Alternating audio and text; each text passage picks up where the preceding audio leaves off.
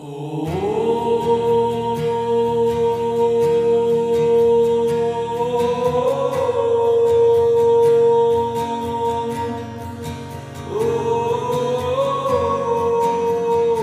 my name is Philip Bloom and welcome to this video review of the latest camera from Blackmagic, otherwise known as, is that a black magic in your pocket?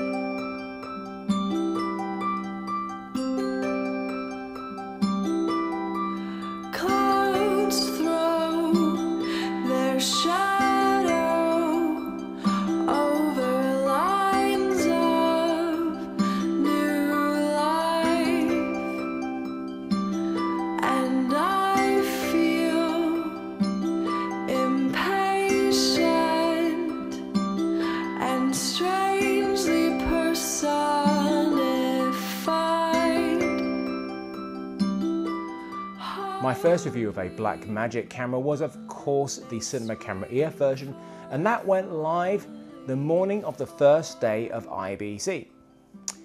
The reason I know that is because 30 minutes afterwards they announced another version of the camera, which is this one, the Micro Four Thirds version of the same camera. Camera releases are happening all the time, it's to be expected, especially IBC. So I had to change it, no big deal. But that review was epic. It was around 45 minutes long. 45 minutes, that's ridiculous. Yet around 500,000 people have watched that review. Whether they watched it all the way through or not, I don't know, but if you did, that's 45 minutes of looking at my face talking about a camera. There's way more interesting things to watch on TV than that. That's Walking Dead, Breaking Bad, Game of Thrones, The Returned. God, even a Kardashian show would be more entertaining than this. So instead of doing another 45-minute video for the Pocket camera, I've decided to cut it down into bite-sized chunks. Well, when I say bite-sized, sort of more like United States bite-sized. No offense to my United States friends, bigger bite sizes over there, of course. It's going to be 3 parts. I'm going to break it down, which also means I can get it out a lot quicker, so I can get part 1 out first, part 2, part 3. It's going to be, the first part is going to be this, of course, which is the introduction, the first impressions, what I think about the camera, the problems I've had, what I like, what I don't like about it, and what my expectations are. Part 2 is me going out and using it, which is probably the most important part because it could probably debunk everything that I've said in part 1. And I'm doing that tomorrow in the capital city, my hometown of England, of course, London. So I'm going to go down there and film away and hopefully get some lovely stuff. And part 3 will, of course, just be my cats, because a review without my cats is not a review. I'm not really going to have it. Part 3 just my cats. They may well pop in. It's going to be my summary, my closing thoughts, all the sort of stuff you expect in sort of like a third act. It's got a beginning, middle, and end. What more could you want?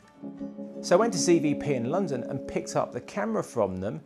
It came in a small box because it's a small camera, and I opened it up and there it was. Small camera, relatively light, heavier than other cameras of this sort of size because it's metal body. Inside the box we have the camera, a wall charger for the removable battery, which is great, it's removable. It's actually a battery used in the Nikon 1 series, so easy to get hold of those, but there's no separate battery charger, you have to charge it through the camera. And an instruction manual, which of course is of no use to any bloke out there whatsoever. We don't need instructions, we'll work it out, right? So I charged up the battery, turned it on, and really liked the display. Really nice. It's funny to see the cinema display from the bigger camera on this smaller screen. It's not touch screen, which is actually not a bad thing. I don't really like touch screen. It actually has physical buttons, which I think is much better. So we have a couple of pluses already. We have removable battery and we have a lack of touch screen. Buttons, much, much better. This is a Micro Four Thirds mount, like the Micro Four Thirds. Where is it? Here it is. Like this camera here, a bit different in size, as you can see. This Micro Four Thirds version, though, is a passive mount. There's no electronics in there, which means you can't use Lumix glass. You can't, which they need power, so it's not going to work. This is an active mount. It's got connections, which is way, way better. So we can use a Panasonic glass, and because of the lovely small flange distance, which is the space between the lens mount and the sensor, it means we can put on loads of different lenses depending on the adapters that we have. We can put on PL glass. This is the MTF Services PL adapter, and we can also put on Nikon one. Here's a dumb Nikon mount. We can put on the speed booster. This is the Nikon speed booster. More about that later. And we can put on EF glass. Now you do need to make sure it's a powered EF adapter. There's not many out there. MTF Services do one, which is quite big for a camera this size. You get one from Red Rock Micro, hoping that Metabones bring out one as well, because their system is very, very, very neat. So as long as your lens's image can cover the sensor, it's most likely you'll find an adapter for it out there. It's just if there's any electronics, you need to make sure you have an adapter that's going to work for it. I wasn't expecting to get the camera this week, which meant I really wasn't prepared for it. In fact, I'm supposed to be doing loads of other stuff, but I had the camera, had to do the review, had to get it. Unfortunately, I didn't have any spare batteries, which meant I had to go on Amazon and try and source some more batteries. I found some, spent money. I had to buy quite a few because I need to make sure that I have enough for a day's filming, and also make sure they arrive in time for my filming tomorrow. Although the box says it records RAW, there is no RAW currently in the camera. There's no Avid DNx HD either. It's just ProRes HQ. No other flavors of ProRes, just HQ. The camera records on SD cards, not SSDs or compact flashes. It can't fit the SSDs in there clearly.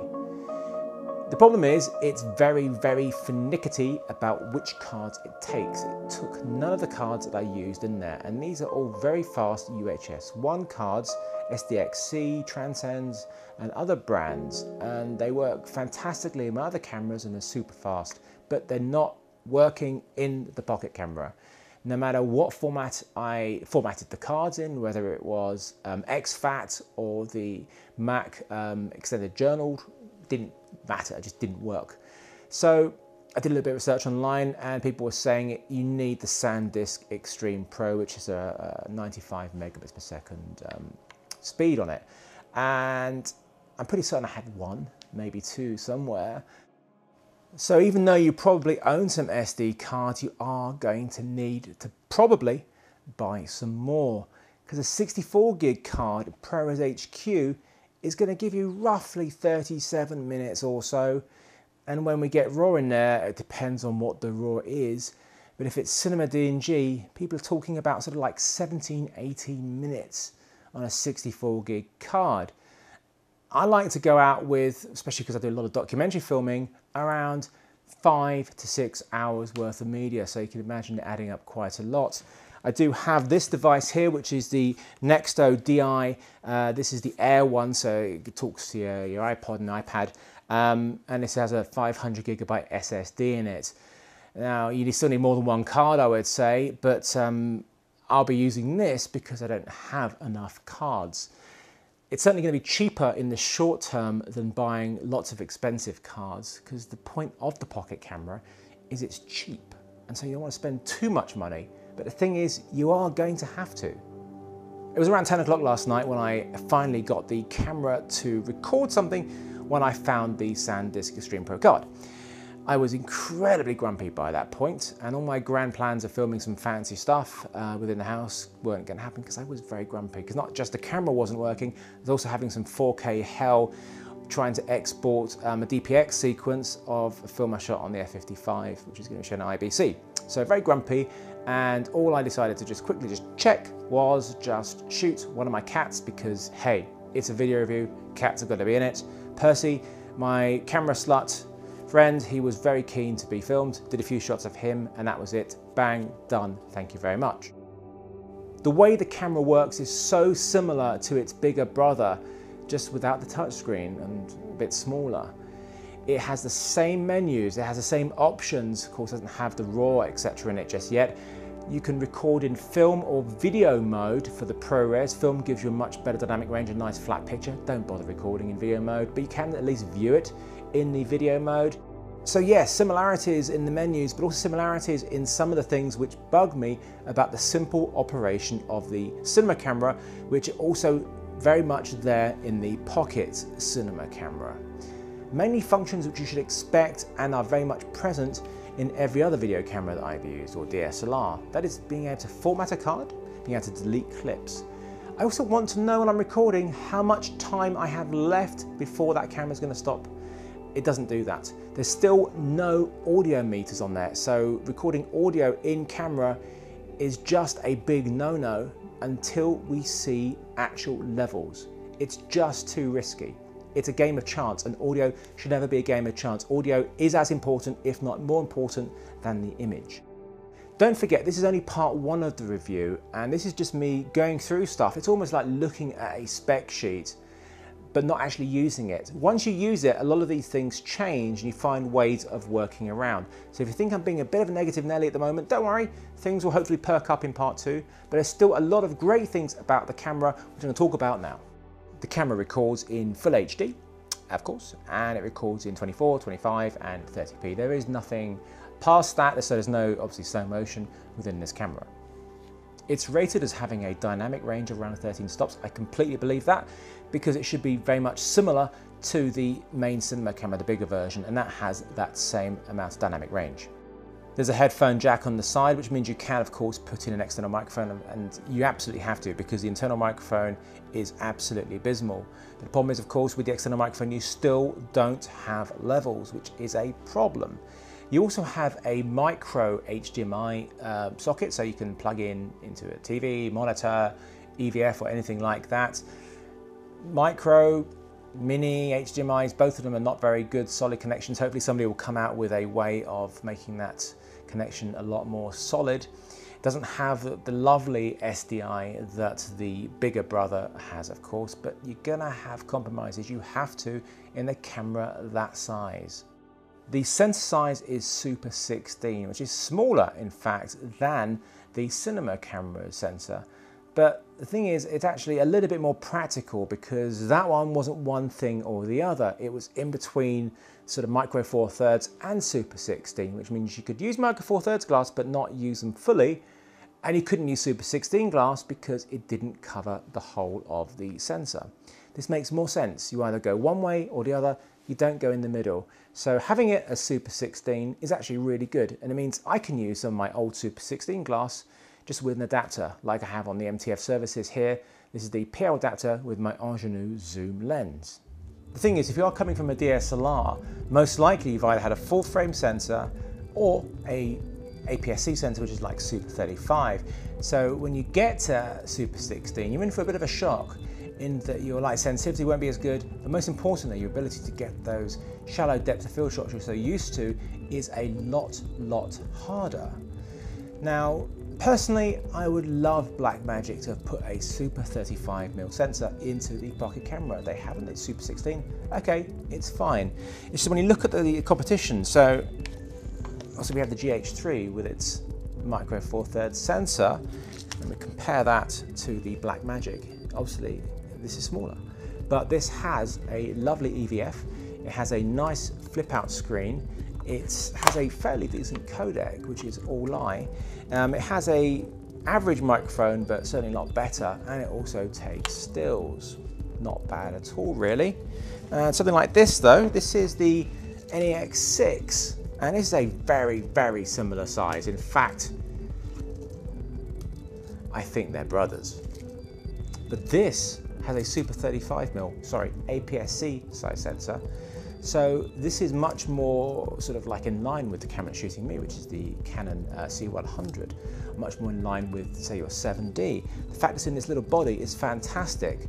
What it doesn't have, that this has, it doesn't have a very good codec. ProRes HQ, AVC HD. AVC HD does fall apart if you try to push it too far, and it is acceptable for a lot of applications, mind you, where actually ProRes HQ is going to be overkill. In fact, it's so overkill, RAW then would be more than overkill. What's more than overkill? I don't know. It's not really a pocket camera, it may be in size, but by the time you put stuff on it, it's clearly not going to go in your pocket. You're going to need, obviously, glass sticks out, unless you're going to put on a pancake lens and just live with that, you're going to need stuff which is going to stick out. So pretty much all of my lenses will stick out, which means not in my pocket, in my man bag. Then you need a microphone, maybe a handheld rig, maybe a couple more lenses, tripod. You need a tripod, of course. Audio recorder, you need an audio recorder. But it is really small, and if you do go bare minimum, not worried about audio, and as long as you're very, very, very careful about your stability because of that rolling shutter, don't shoot on too long a lens, you are able to get some pretty good stuff in a very, very small footprint.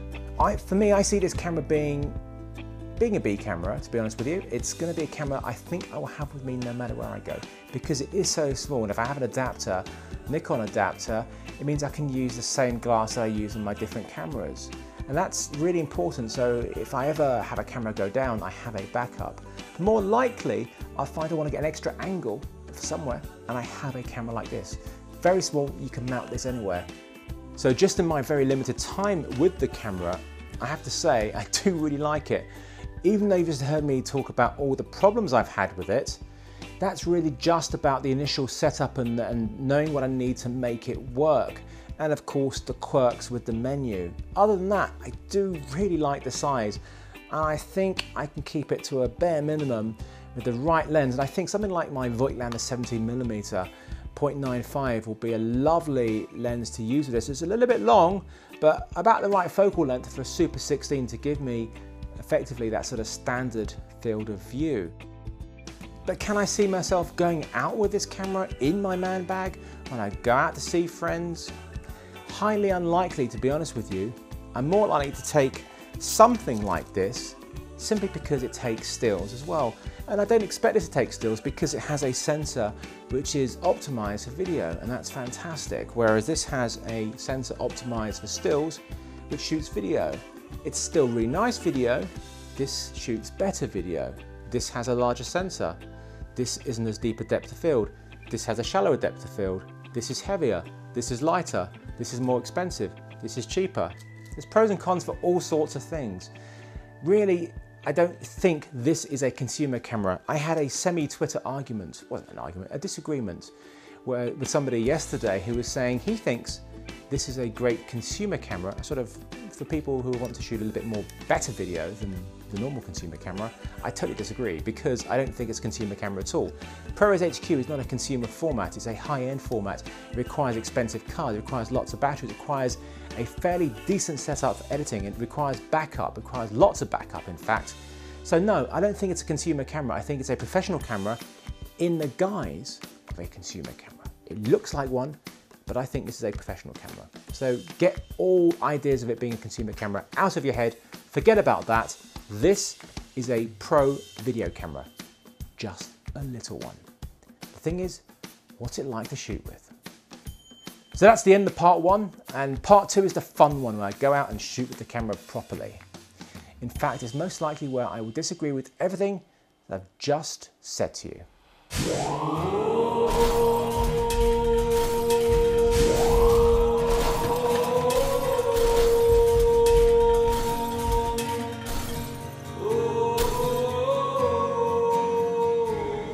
I'm not a snob, I just don't like public transport. I'm fine if it's like this, but when people start getting on it, I sort of get a little bit claustrophobic, so I'm just gonna, just in case, these seats are taken. Don't like it. Stop those Dutch angles, thank you. And the council making allegations that Mark's coming in my house shouting out verbal abuse, and you're the one that's at home. What I love about London and places like this is the overwhelming smell of it's lovely. You look like you're a bit smudged on the outside of that lens. Do you want to take this? Megan Fox, she can come out of that black hole, that'd be fine. What a weird quirk.